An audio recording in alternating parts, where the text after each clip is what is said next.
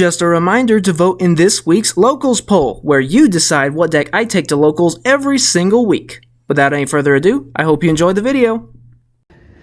What's up, YouTube? Welcome back to the channel, and for today we have the deck profile for the deck that we normally would have brought to Locals this past week, being Battlewasp. So because a lot of people weren't able to make it, they actually just closed the shop, so we never even met at the shop to begin with. So I just played some online practice matches. We did okay. We went 1-1. We beat a Lair of Darkness deck thanks to the new synchro, and then we lost to a Tearlament, but the deck did fine. It's really fun. It's a lot better than before. So yeah, really excited that we got the new support. So without any further ado, here's a look to what it looks like on paper. Then we'll get to the card by card.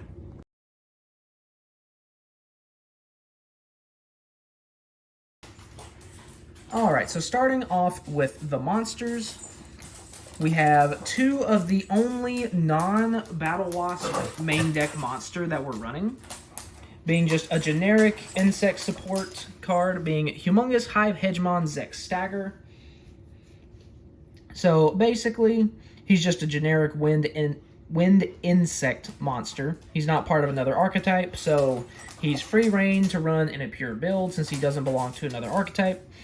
And so, if an insect monster is special summoned, you can special summon this card from your hand, and then he can revive an insect from hand or grave, but negate its effects during each end phase. So this is good for helping you just keep your board presence. He also gets really huge if you have a bunch of insects on the field. And then, of course, he is a level 8. That helps with some of our high-level synchro plays.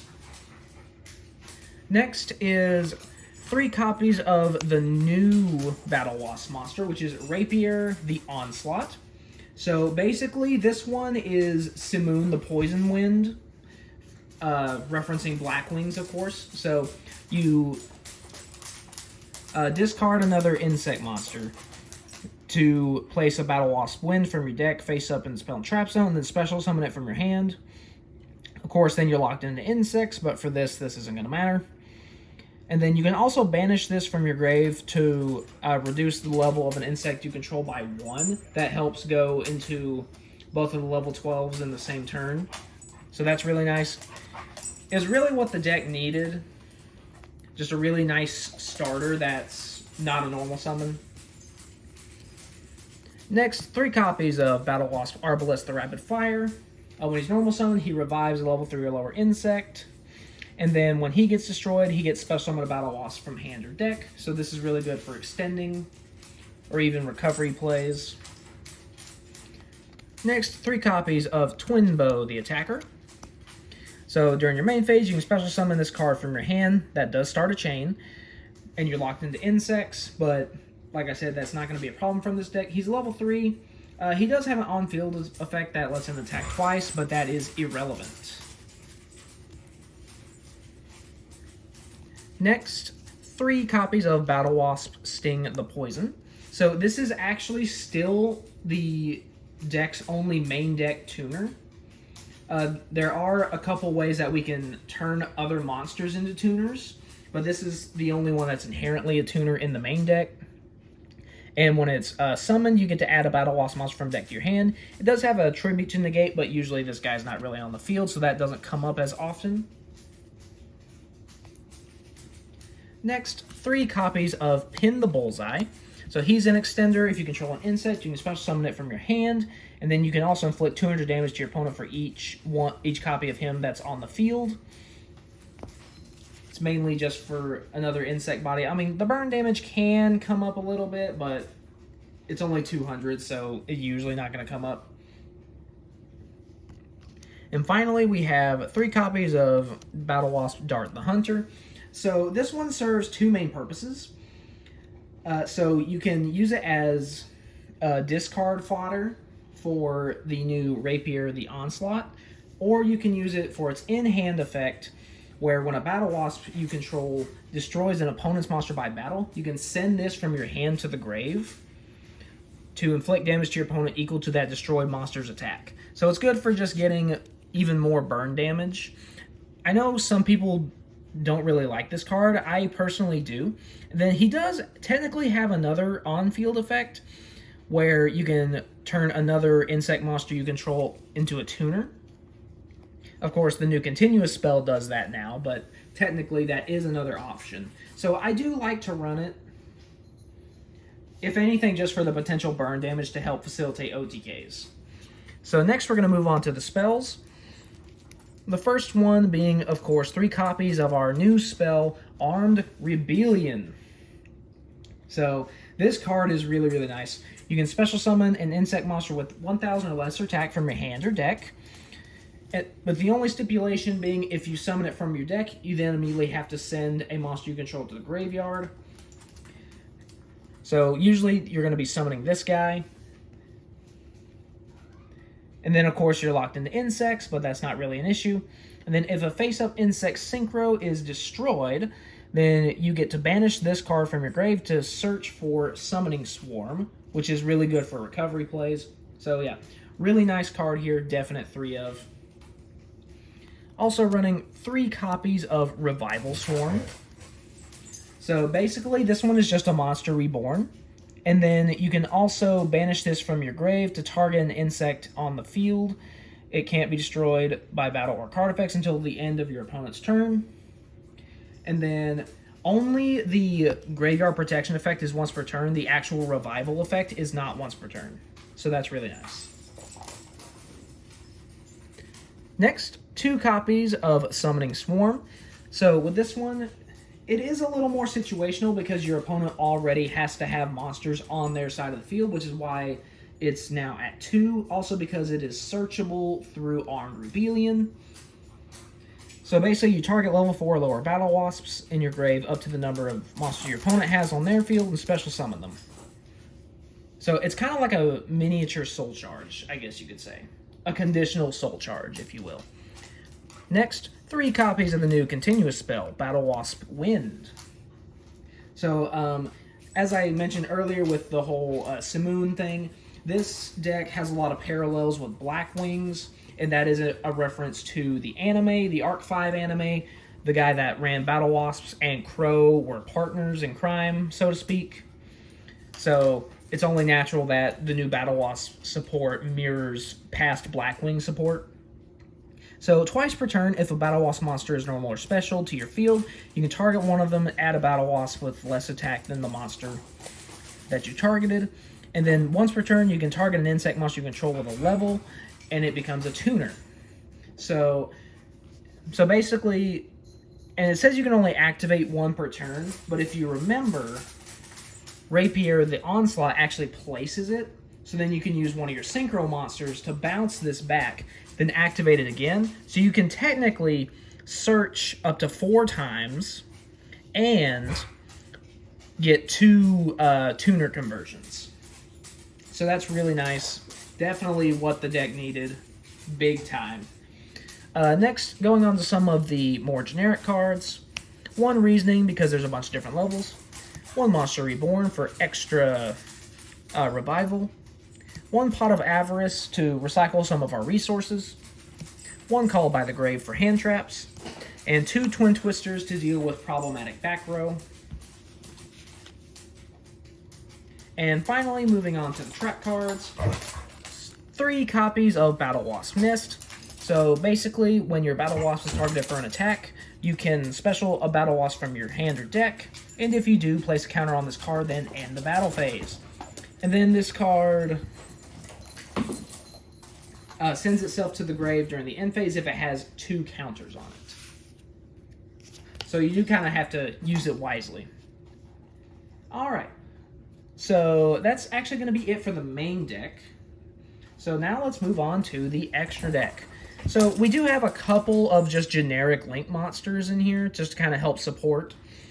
Mainly talking about Great Fly. We're running 2 copies of it. It just takes 2 wins, and it buffs all wins by 500. And then you recycle a wind monster from your grave when it gets destroyed. We are also running 1 Seraphim Papillion. We don't really summon this one very much, but it is an option just in case. In case you ever do need it for some reason, it's there. Next, running 3 copies of Battlewasp Azusa the Ghost Bow. It's a level 5 synchro tuner, and when your opponent takes effect damage from another Battlewasp monster's effect, you can inflict damage to your opponent equal to that Battlewasp's original attack. So there is a nice little cheesy OTK line with this, one of the level 6 synchros, and Dark the Hunter, where you can try to OTK your opponent. And then when a Battlewasp is destroyed while it's in your grave, you can special summon this in defense, but banish it when it leaves the field. Next is 2 copies of the new synchro, Battlewasp Sachi the Ceremonial Bow. So this one, it's a level 6. And if it's card synchro summon, you have the option to treat it as a tuner. And then once per turn, you can return a continuous spell you control to the hand, cough cough, Battlewasp Wind, cough cough, to gain an additional normal summon of a Battlewasp. And then when it's sent to the grave as synchro material, you inflict 100 damage to your opponent for each banished Battlewasp. That last effect isn't really that important. It's mainly for the returning of Battlewasp Wind to the hand for the extra normal summon for even more searches. That's the main thing. Next, moving on to 3 copies of Battlewasp Halberd the Charge. This is the other level 6 synchro I was mentioning earlier. So once per battle during damage calc, if it attacks an opponent's monster that has equal or higher attack, you get to cut your opponent's monster's attack in half. And then when it inflicts battle damage to your opponent, you get to inflict 200 for each Battlewasp you control. So basically the idea is they have a monster, you attack, cut your opponent's monster's attack in half, deal some battle damage, activate this effect to deal burn damage, then you activate the effect of Azusa to inflict 2,500 since that's this one's original attack. And then Dark the Hunter will also inflict damage equal to your opponent's monster's attack. So that's kind of the little cheesy OTK line I mentioned earlier. Kind of fun. It's really satisfying when you pull it off. Next is 2 copies of Battlewasp Hama the Conquering Bow. So this one is a level 8. If it's synchro summon using a synchro monster's material, it gets 2 attacks. And then when this card inflicts battle damage to your opponent, you get to debuff all their monsters by 1,000. And then at the end of the battle phase, if your opponent hasn't taken any battle damage during that battle phase, you can inflict 300 damage to your opponent for every Battlewasp in your grave. So that's kind of nice there. And then finally, we're actually going to talk about these 2 together, being Battlewasp Ballista the Armageddon and Battlewasp Grand Partisan the Revolution. So both of these are level 12 synchros.